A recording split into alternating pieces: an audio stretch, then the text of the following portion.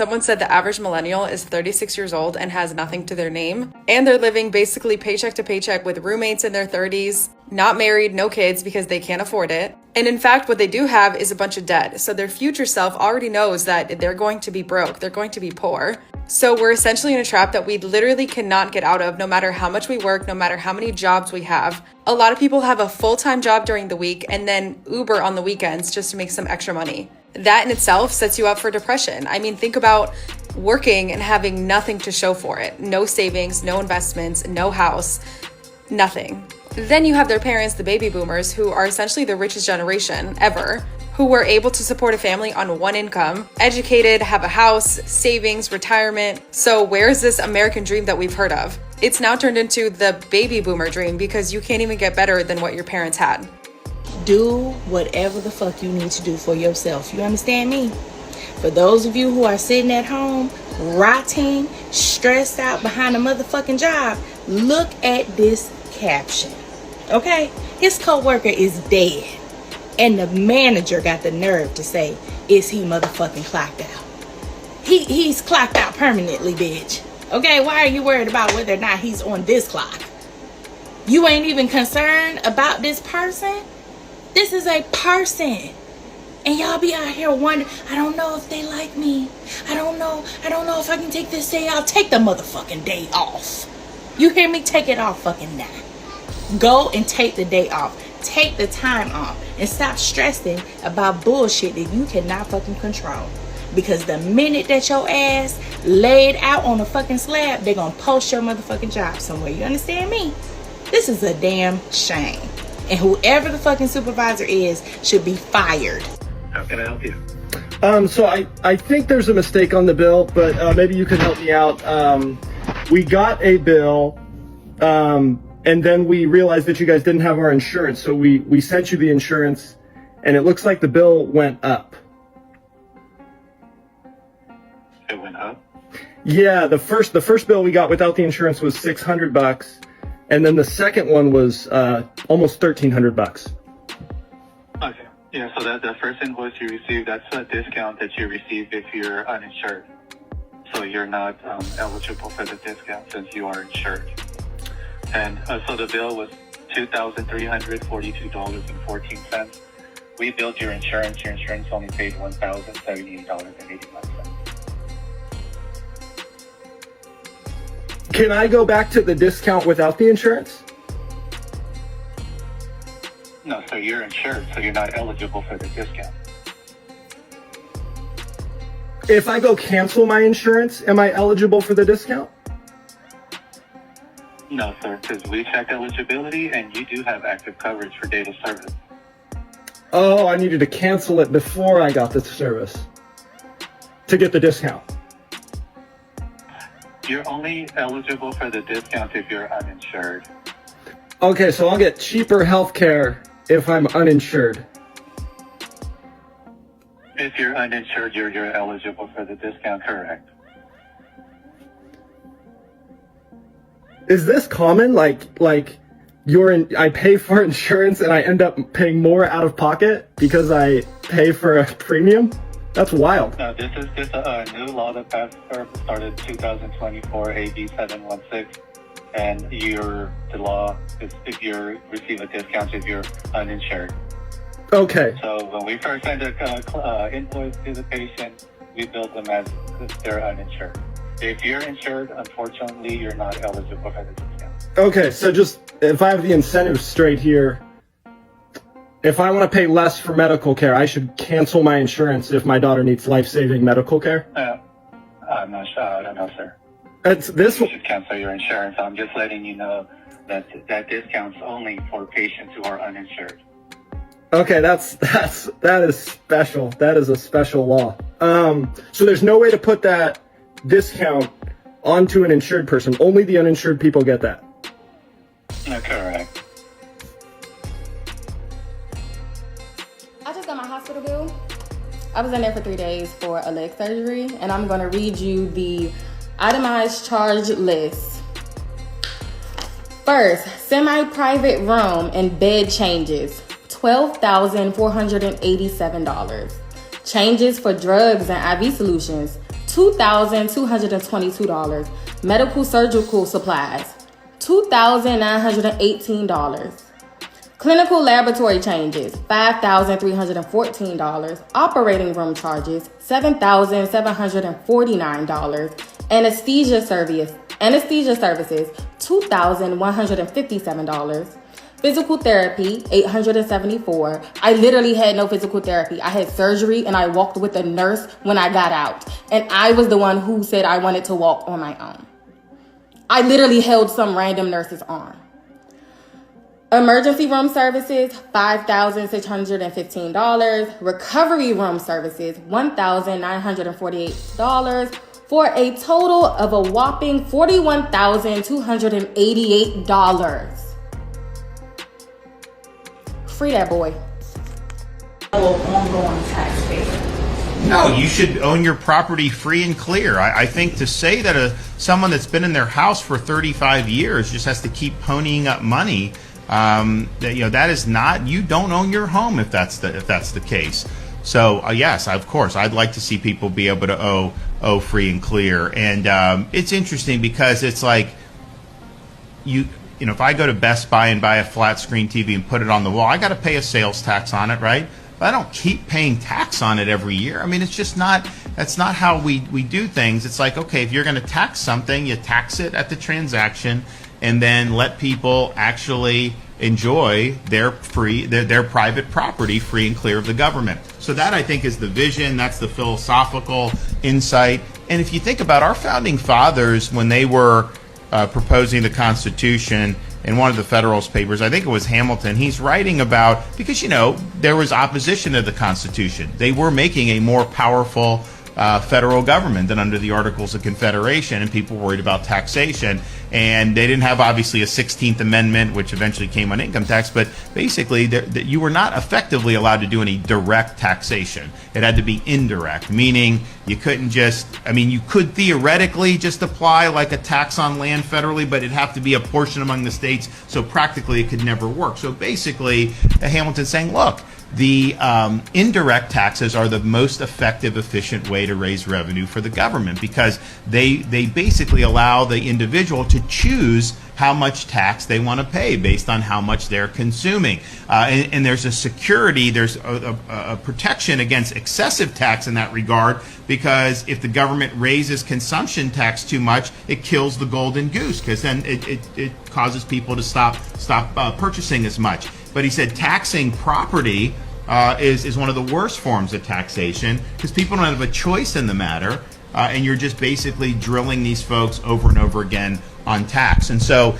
it's an issue that I think's pinched a lot of people, but philosophically, it was not the way that the federal government was constructed. Now, I understand local; there was a history of it, and that's kind of been the norm.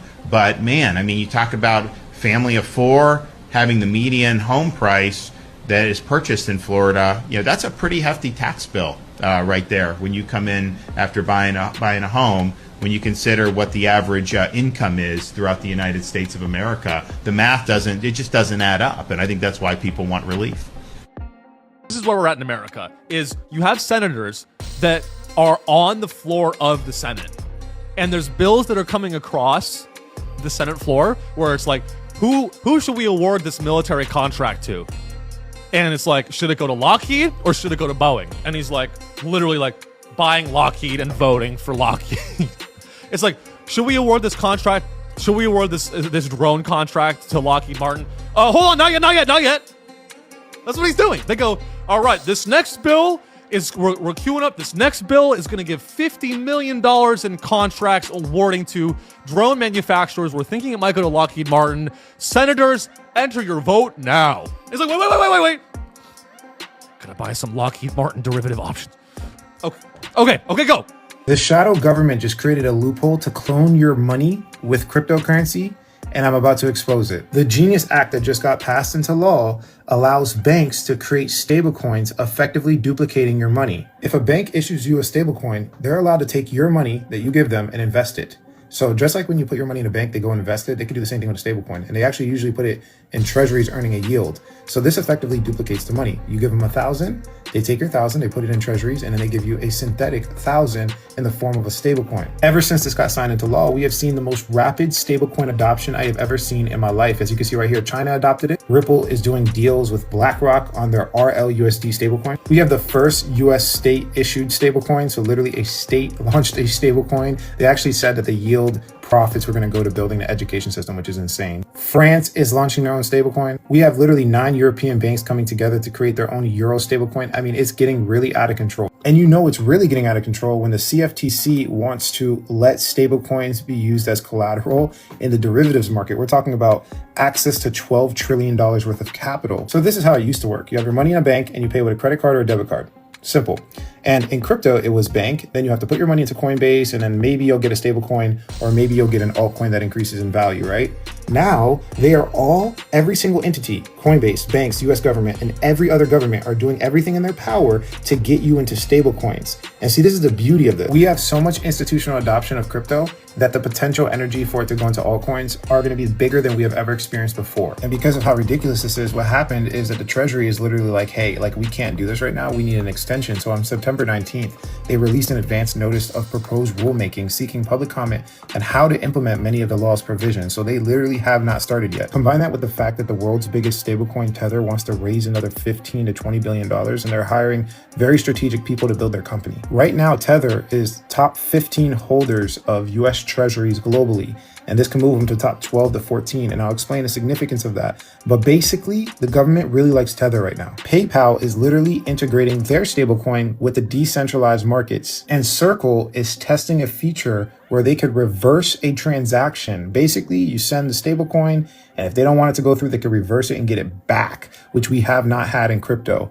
They want to control this stuff and make a lot of money off of it. The shadow government is moving. You have to understand why they want these stablecoins to be adopted, and there's two main reasons. Number one, the banks make a lot of money off of the yield, and it increases their control over consumers. And number two, there's a whole bunch of new purchasers of US debt now. So what they're doing is duplicating the money, giving you the synthetic crypto version, and taking your cash and putting it into government debt, the treasuries. They're injecting it back into the US government. This is a duplication money hack that the shadow government is using to move their agenda forward, and crypto is the beneficiary. Crypto is going to benefit. There is no greater driver of wealth inequality in the history of modern society than credit score. Credit score literally is rich people can have as much access to as much money as they want for cheap. The concept is arbitrage. Your stocks are going to make 12%. If you can get money at 4%, it's an infinite money glitch that the rich do. You can take out $1 million at 4% and turn it into 12%. If you can't take out the money at 12%, you can't arbitrage. You literally can't get in on that game. So when they come to us and they're like, hey, I'll give you a credit card, Gino, at 25%. Sure. You can't put that money in and arbitrage it out at 12, but the billionaire can. Of course. And now it gets even crazier when I try to buy a house and I'm willing to buy it for $350,000, but I can only put 3.5 down. But then somebody else comes in, they buy it for $360,000 and they're able to put 10% down. Okay, God bless you, beat me. Now I'll go to buy the second house and I want to put my 3% down. Well, that guy goes to buy that house also. And it's like, oh shit, well, he's got to put his 3% down, right? No. He uses the first house as collateral. Yeah. I can never compete with that guy. So how do I get the collateral to compete with him in that game? I can't. They never talked about collateralized loans. They never talked about margin trading. They never talked about credit score, that rich people have access to more money at lower cost.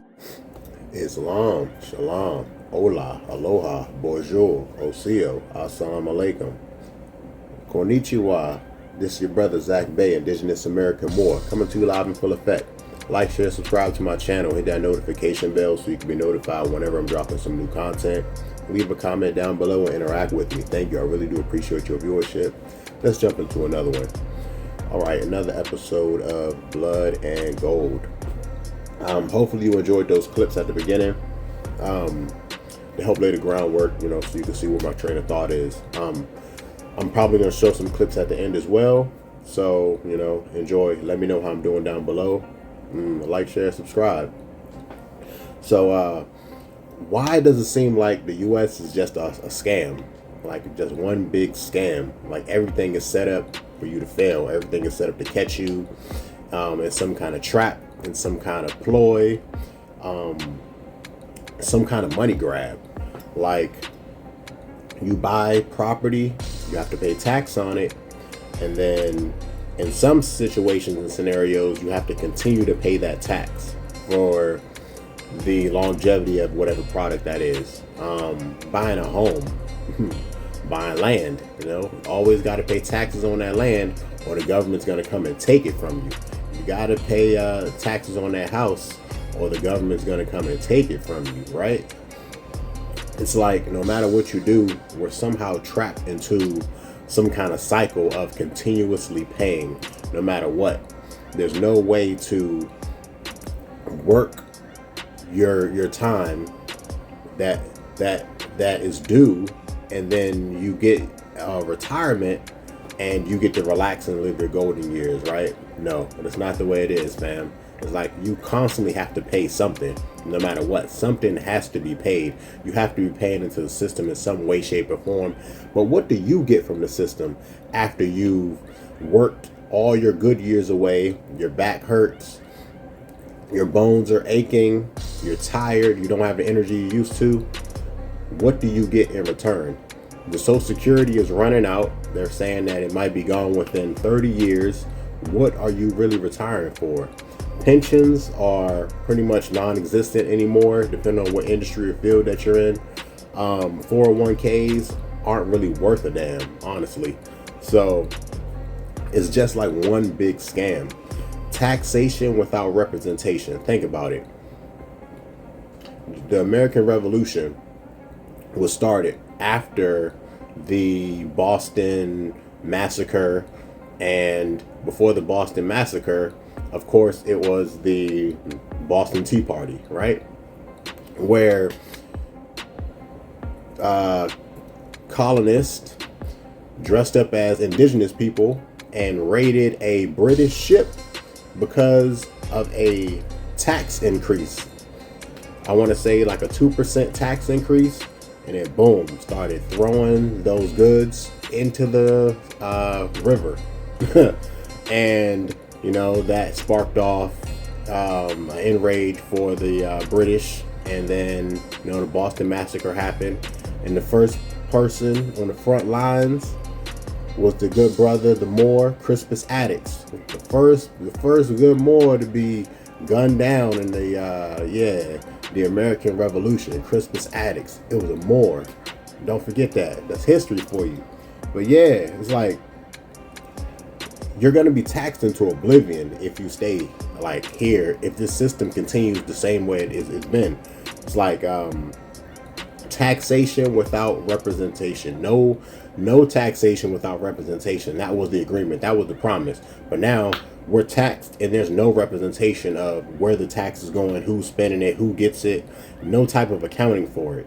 The audits that have been done on the government for the last few years, especially the Pentagon, there has been no accounting for where those funds are, where it's been going, who's been spending it, what benefit is it to national security, right? Along with that, hopefully you enjoyed that clip about DeSantis down there in Florida. It seems to be a lot of constitutional stuff going on in Florida, if I should say so. He's talking about getting rid of the property taxes, right? There's also been new information about him allegedly banning the use of weather modification, so like chemtrails and stuff like that, from all Florida airports. That's good news. Something I want you to be wary of in these modern times, all right? Financially, be very aware of long-term contracts. These contracts, they just want to lock you in, and most likely most people don't read those 40-page contract agreements, especially when they're digital. And there might be some stipulations, some kind of loophole in there that will eventually get you in the end, that will just end up pimping you out and like enslaving you for X amount of years. So one thing you don't want to be is a debt slave. All right, that's like the new grift, or that's the new ploy that these corporations are forcing upon free individuals, right? The force it on the citizenry. They're trying to force you into debt servitude. One thing also I want to say, like, insurance is a scam. Like, they asked some financial bros, this dude went up to him and he was like, what's the best financial information that you have? And the dude straight up was like, insurance is a scam, all of it. And I was like, yeah, I can't agree more with that, honestly. Unless you have like some kind of serious medical issue or something, you know, this is just my own opinion. Unless you have some kind of serious medical issue or something, most likely you're getting ripped off with medical insurance. So unless you're fighting like, you know, some kind of terminal illness or disease or something, you might just be able to get by with like gap insurance, you know. As long as you keep yourself healthy, you know, you eat well, you exercise, drink plenty of water, get your sunlight, you should pretty much stay, you know, pretty healthy for the most part. Preventative medicine is my go-to, is my personal recommendation. Preventative medicine, you know, nip it in the bud before it even becomes an issue. Your body normally lets you know what the issue is, if there's a problem, way before it becomes a serious issue, so therefore you can remedy it, right? And traditionally, the first pharmaceuticals or the first physicians was the garden, was our front yard garden, backyard garden, right? But yeah, let me know how I'm doing down below. Like, share, subscribe. And before I leave, I just want to say, if they can't get you to pay in gold, they're going to get you to pay in blood, or they're going to get you to pay in sweat, or they're going to get you to pay in tears, man. This your brother Zach Bay. Peace. So y'all know when you go into the tobacco store, the gas stations, the hair stores, etc., and y'all see these little stickers on the register that says you got to spend this much money to use your card. You know what I'm talking about? You can't use your card unless you spend this much money. Yeah, apparently that's illegal. according to Visa, they can't do that. Yeah, the merchant, they supposed to be paying them fees, not you. So you're supposed to be able to swipe your card for any amount in there, and they're not supposed to charge you no extra nothing. And if they do, Visa said they want to know. So you go to visa.com and go under where you say Visa rules and policy, and you can report them. So next time you go into one of them stores, hair stores, tobacco stores, etc., that got that, tell them, swipe your card, or let them know before you swipe your card that I don't want to be charged no extra, I'm going to report you. And I'm swiping for $1, $2, whatever I'm swiping for. I don't care how much they're going to charge you. And they used to tell you that, I don't know if they tell you that or not, but a few years ago, I frequented the tobacco store a lot back then, obviously, but that's what they told me. Nah, man, you can't use it because they're going to charge us this much fee for you, so you got to spend this much. And you know, I ain't want to, you know, all right, cool, whatever. I ain't tripping. Which like most people probably do. But nah, that's illegal. They can't do that. So if they're going to do that, let them know, hey, okay, nah, I already know you can't do that. And I'm going to report you to Visa. Yeah, so I don't want no extra fees on my money. I want to keep my money. Come on now. Tap the screen, share live, baby. Come on now. When I seen that, I was like, what? All right now. Appreciate you, Miss Tammy. But yeah, when I seen that, I was like, yo, there's been plenty of times I did not use my card or had to up my order or whatever because they talking about you can't use it unless you spend $3 or $5 or whatever. So I'm like, you know, just like with the moving up from the fast food restaurant in the drive-thru, you know, you don't want to argue over nothing petty or whatever. You're just like, all right, cool, I'll move up, whatever. But like I said, my boy told me I didn't have to. That blew my mind. You would have thought I just discovered fire. He just showed me fire the way I had it when he told me I discovered that. What? I don't got to pull up? No. What do you mean? He said to pull up. Well, I don't have to pull up. What are they gonna do? Make you pull up? What you talking about? But damn, you're right. I'm gonna show you the craziest thing I've ever seen in my entire life. You ready? This is our electric bill for 1 month. What's happening here is that we are paying the electric bills of people like Mark Zuckerberg and Sam Altman. AI's soaring energy consumption is causing skyrocketing power bills for households across the US, states reporting spikes in energy costs up to 36%. Americans are footing the bill for the sheer amount of electricity required to operate the data centers responsible for providing access to AI tools and services. Right now, as we speak, Meta is building a data center in Wyoming that would use more electricity than every home in the state combined. But that's not the only one. These massive data centers are popping up all over the country in both rural and urban areas. Okay, there's a reason why all these tech oligarch ghouls are at the White House kissing the ring. But it's not over. There are ways to stop this from happening in your community. For example, the city of Tucson recently rejected a proposal to build a massive Amazon data center there because the residents organized and fought back.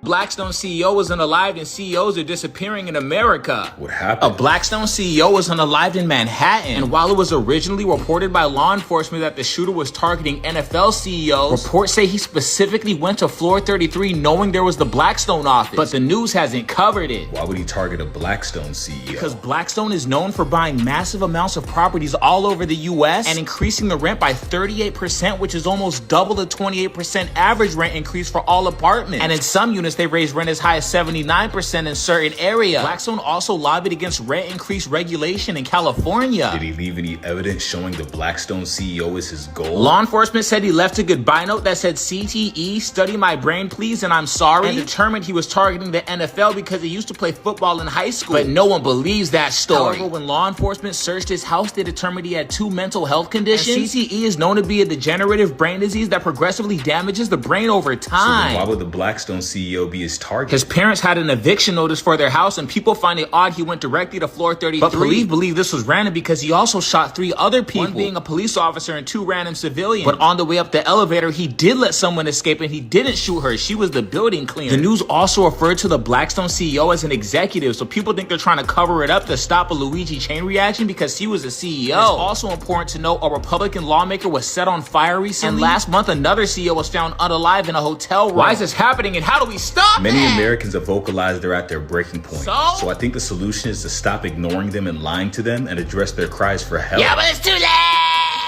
The United States of America is 2024! You will obey! You don't understand. They can't give us public transportation because then you wouldn't buy a car. And then you wouldn't pay for gas. And then on top of that, what would happen to the car insurance companies? Because you wouldn't have that either. I still don't think you guys understand. You wouldn't need a car. You don't have to register your car. Less money for the state. You wouldn't need your car inspected because you don't have a car. Less money to dealerships because they wouldn't need to sell you a car. Less DUIs, less speeding tickets, less any other car related tickets, which means less money that the police get, which means less money that the state gives the police. Less car accidents and less accidents regarding cars, which means less money the insurance gets. But who needs insurance because we don't need cars? Which also means less money to hospitals. Well, we're not getting in car accidents like that no more, so less people are going to the hospital for car accident related injuries. Less money to the toll system because less people are using cars, which means we don't need to get on the highways because we're using public transportation. People aren't going to rely on gas anymore, well, because they don't have cars, which means the price of oil and gas is going to go down, which means less money to oil and gas companies. Why we don't have a high-speed domestic railway system? Well, because they are going to rely on electricity, which means less money to oil and gas. Oh, and wait, people are definitely going to rely on their train system more than the airplane system, which means less money on airports, which means less money to airlines, which means airlines are going to have to drop their ticket prices. Oh, wait, airlines use jet fuel. They're going to have to drop the jet fuel prices. I could keep going on, but I think you guys get it. These companies in all of my scenarios are lobbying against a public transportation system, a reliable public transportation system, because that means less money for them. And trust me, it goes a whole lot deeper than what I just explained. But let me know what you guys think. I'll see y'all in the next one. Peace.